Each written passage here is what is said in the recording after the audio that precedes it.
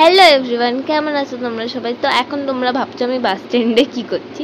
দাঁড়াও তোমাদের সবটা আমি বলছি। তো এখন আমরা বাস স্ট্যান্ডে দাঁড়িয়ে আছি কারণ আমরা যাব বেলুড় মঠ। বেলুড় মঠ কী করতে যাব? ওখানে হচ্ছে অনেক বড় মেলা, আর আমি শুনেছি এই মেলাটা বছরে একবারই হয়। তো তাড়াতাড়ি শোনা মাত্রই এখন আমরা ডিসাইড করলাম যে এখন বেলুড় মঠ যাব। তো এখানে দেখো আমরা এখন বাসে করে চলে এসেছি গঙ্গার ঘাট, অ্যান্ড ওখান দিয়ে লঞ্চ ধরে সোজা চলে গেছি বেলুড় মঠ। তো এসেই দেখতে পেলাম যে এত ভিড় হয়েছে, যেহেতু বছরে একবার হয় তাই জন্য এতটা ভিড় হয়েছে।